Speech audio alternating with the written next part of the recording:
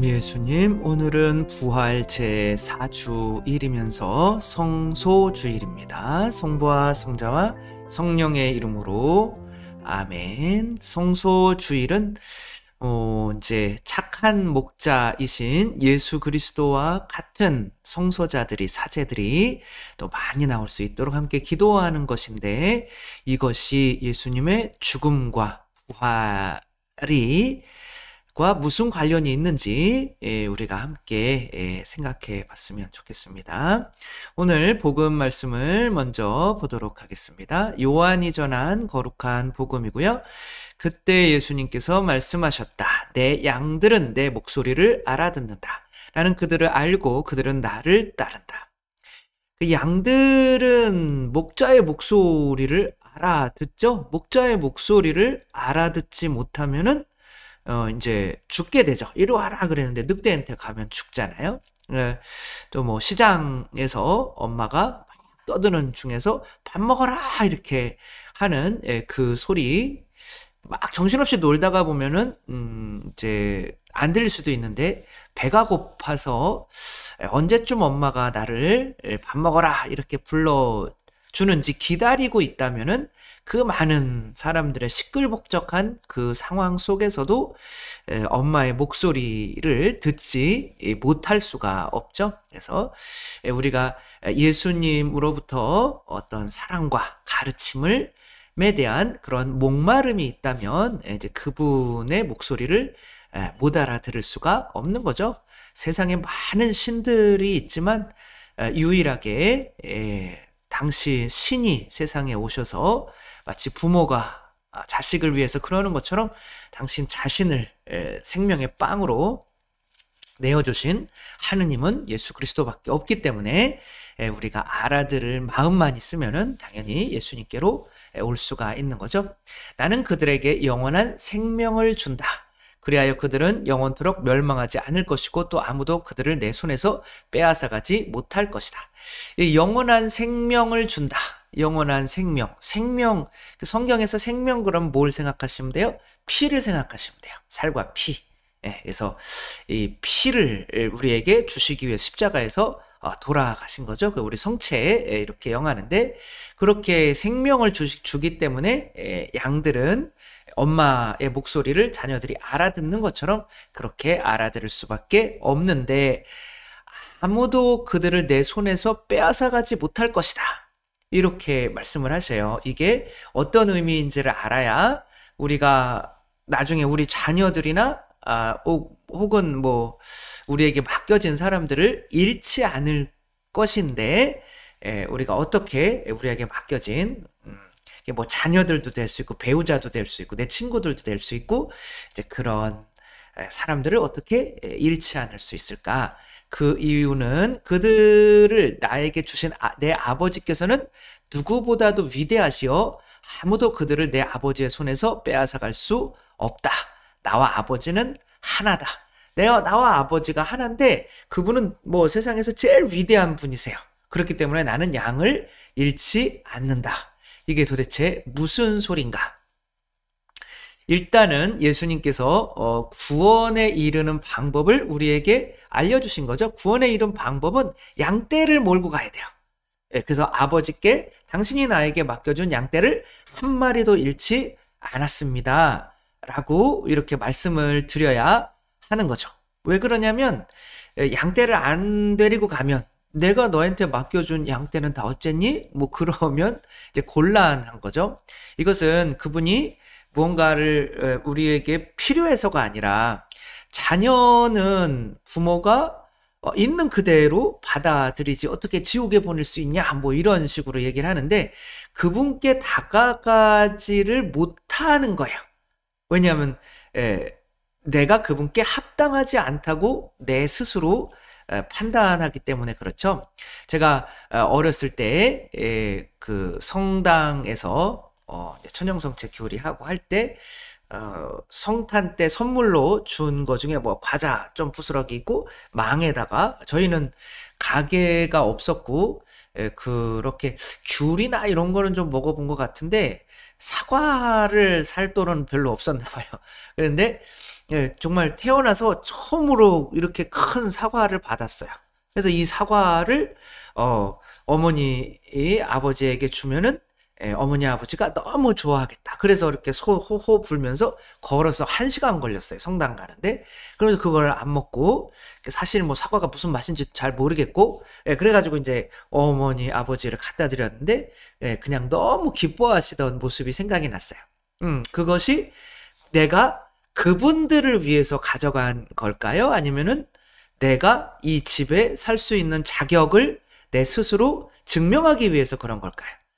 그거는 이 뭐 사과 뭐 그런 게 아니지만 나도 무언가 이렇게 그분께 받기만 하는 그렇게 해서는 못 견뎌요. 여러분들이 이제 누군가 어떤 친구를 이제 떨어뜨리고 싶다.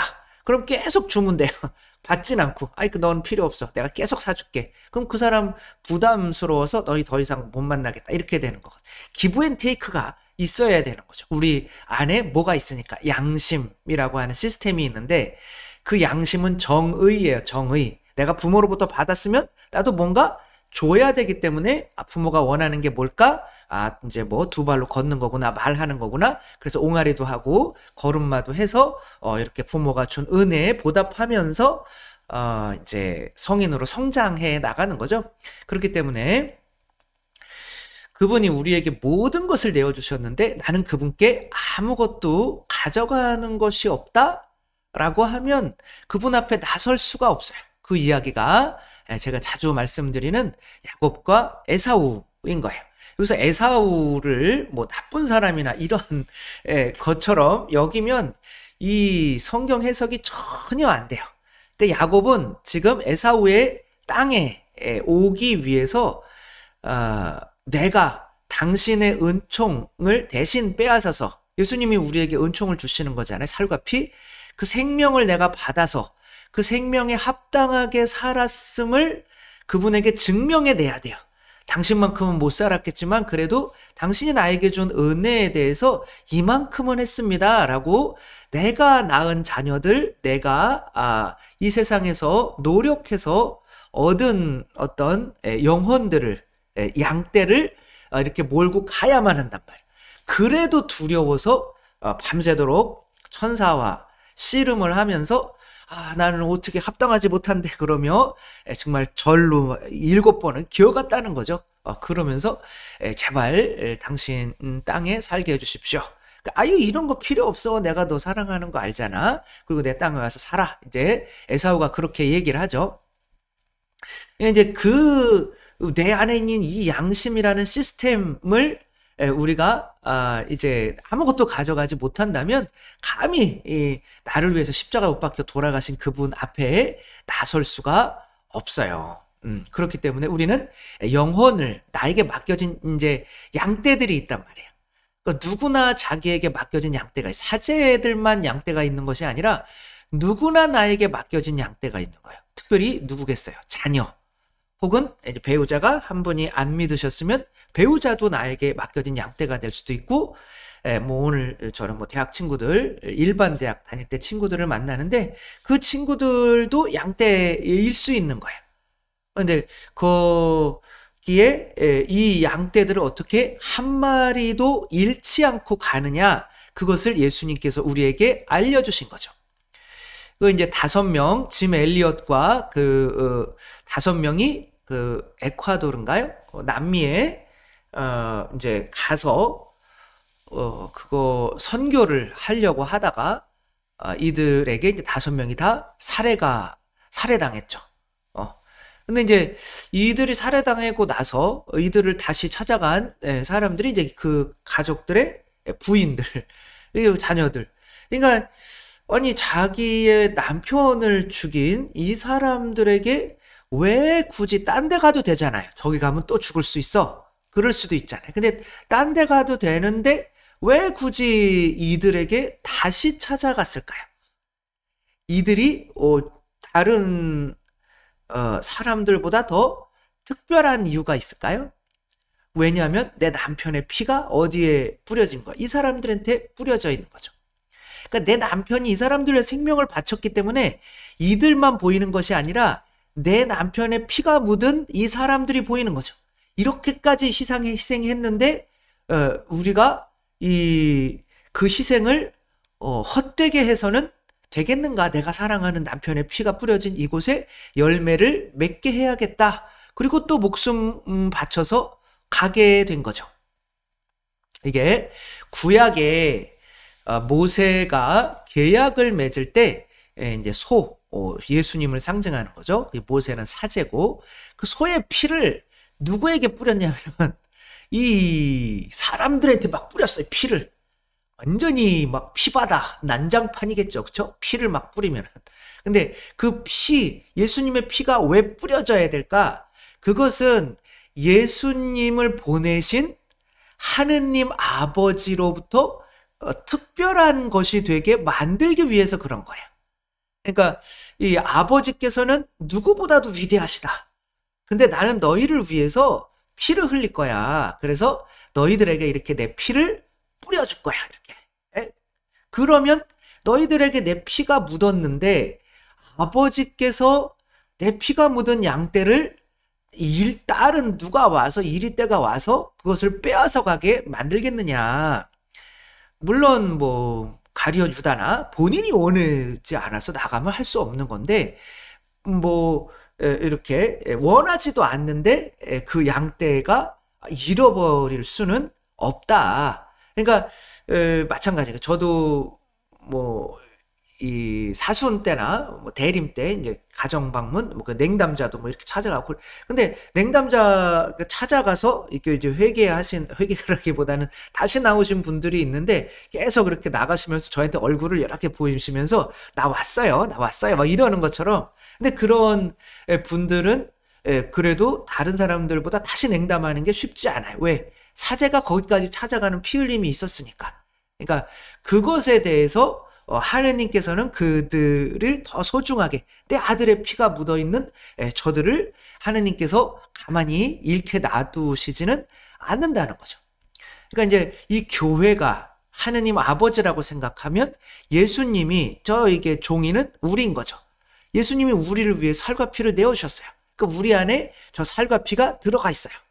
그럼 교회는 이 예수님의 성체를 아주 귀중하게 여기는 게 교회인데 그 예수님의 살과 피가 스며들어 있는 저 종이를 그냥 버릴 수가 있을까요, 없을까요? 그거 버릴 수가 없죠.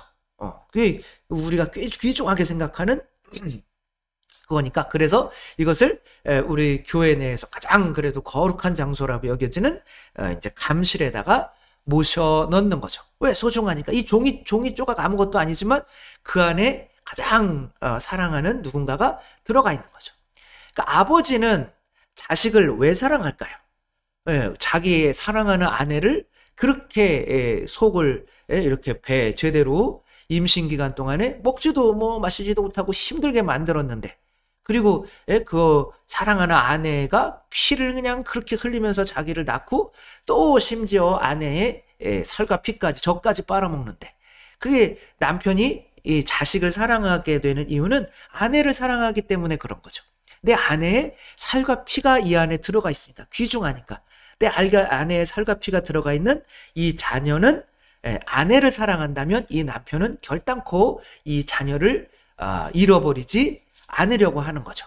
왜? 내 아내를 사랑하니까. 그 아내가 마음이 아프게 하고 해서는 안 되니까 그 자녀를 사랑하게 되는 거죠. 이게 마찬가지인 거죠. 교회도 그렇게 예수님의 살과 피를 마치 새로운 모세처럼 그것을 이제 뿌리는 거죠. 신자들에게.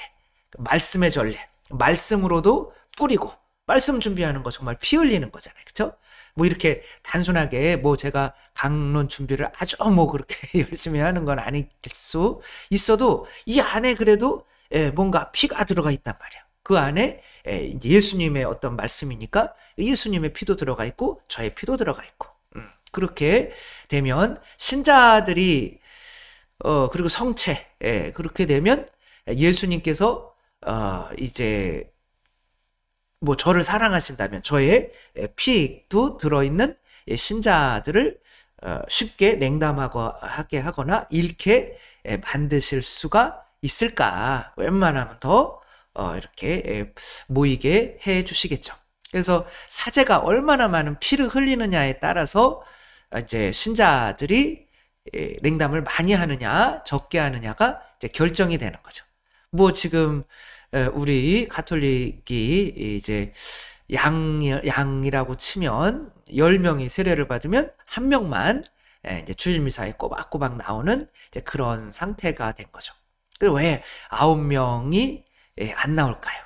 그만큼 그거는 뭐 다른 신부님들한테 욕을 먹을 수는 있어도 물론 저도 마찬가지고 그렇게 그만큼 사제들이 신자들을 위해서 피를 뿌리지 못하고 있기 때문에 그런 거죠. 피가 묻어 있지 않은데 그런 양떼를 이렇게 하느님께서도 이렇게 우리가 우리의 맡겨진 양떼를 잘 돌보려면 그렇게 해야 되는 거죠. 어떤 서울에 계신 신부님이 맨날 사고치고 뭐 그래가지고 했는데 나중에 이제 한 1년 동안, 그러니까 몇 년 동안 이렇게 사목을 못 하시다가 이제 다시 돌아오셔서 사목을 다시 해야 되는데 신자들에게 어떻게 대해야 될지 모르겠는 거예요.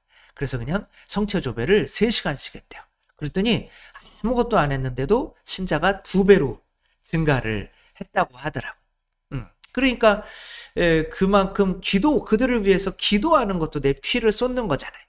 그렇게 되면 그 피가 스며드는 사람들이 더 많은 거고, 그럼 하느님께서 그 사람들을 먼저 이렇게 당신 모아주시는 거고, 그럼 나중에 그 사제가 이제 주님께 갈 때 그만큼 더 많은 이제 사람들을 데려갈 수 있는 거죠.